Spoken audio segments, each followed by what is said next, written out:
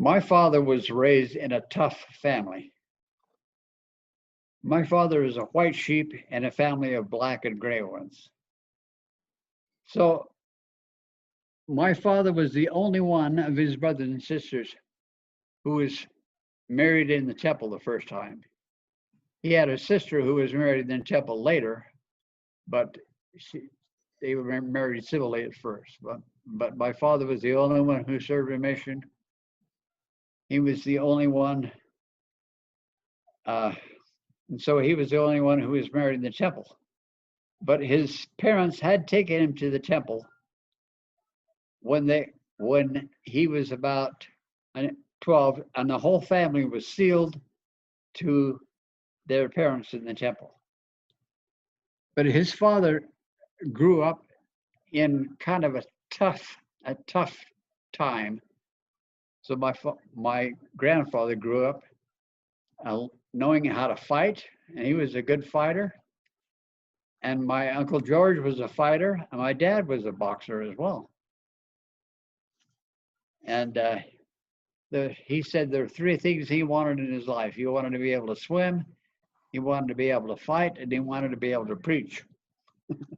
Mm-hmm. And so when I told a lie one time, my father got out of his belt and whipped me, which he and I never told him another lie. And but we don't do that anymore. So I never used a belt on any of my children, although I was tempted.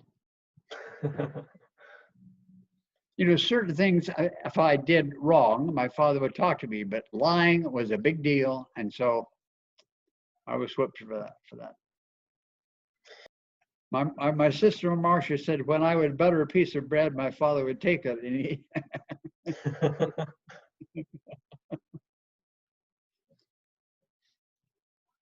And she said, many years later, I realized I should have broken off a piece and buttered it, and broken off a piece and buttered it, because apparently that's the way you're supposed to do it in high class places. You take a piece of bread and butter it and then eat it, and take another piece of bread and butter it and then eat it.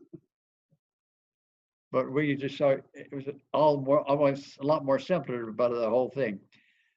When I was first born, my father was at a church meeting, and Harold B. Lee said, "Brethren, buy land." And so my father said, "Well, all right." And so he bought a land in the river bottoms, you know, a piece of ground on the river bottoms, and made it productive. And but he needed draft horses. At that time, most people did their farm work with draft horses.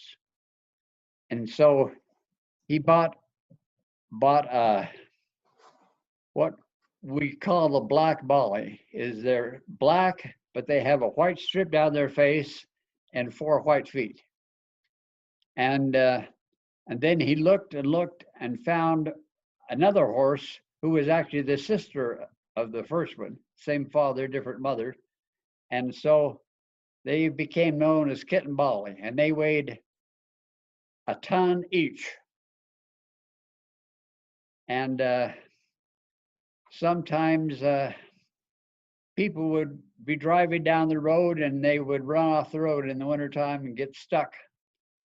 And so they would come over to my dad, and he would go out and hitch up his big Belgian horses, these mares, and he would walk them up until the chain was tight, and then they would lean forward 2 tons and pull the truck out as easy as can be, because they had big, heavy metal shoes that would go through the ice and stick on the road. And so he would pull them out. But all of his farm work was done with those 2 horses. They would run a planting and a mowing machine, and the mowing machine was was ground driven by the wheels. The wheels would make the sickle blade go back and forth. And so he did all of his farm work. He would get a load of hay, and there's from the river bottoms up to the other road is a road that goes like this, and they would pull it up that road and pull it all the way home, and they would. And then he bought another farm. Somebody was about to lose a farm and said, "You want it?" And he said the first time he went to buy the first farm, his father signed the note with him. But after that, the banker knew my father because he had grown up maybe 6 blocks away, and they would stop at his house, and his mother would give them buttermilk to drink, which they loved. And so after that first purchase, he would just say, "Elmer, how much do you need?" He said, "You go and talk to Mr. Van Wagenen." So he went to talk to a guy named Van Wagenen in Provo and said, "I want to buy this land, and you have the note on it." He said, "Well, do you have that much money, young man?" And he said, "No, but I can get it." And he said, "Yeah, like." He said, "Well, call the banker." So he called the banker, and the banker said, "Yeah, we've already talked, and whatever you decide on." And so he just wrote him out a note for it, and I wrote him a check and paid it off, and then worked hard to make the land, because that piece of land apparently had been owned by, he looked at the title, it'd been owned by about 6 guys who had it maybe for a year or a year and a half, but he had it and kept it and worked hard. And at one time, my dad raised bulls, and cows who needed that service would come up, and my dad would charge them $3, and he would breed the cattle. And later we had horses, and those horses served him for 10 years, doing everything. Those same 2 horses, yeah. I remember when I was little, Wade and I would walk under their bellies while they were in the manger eating, and they wouldn't move a muscle because they didn't want to step on us. They knew we were there, and then we just walk under their bellies. And you know, when you're a little kid, it's easy. You just barely have to duck your head to walk under a horse that big.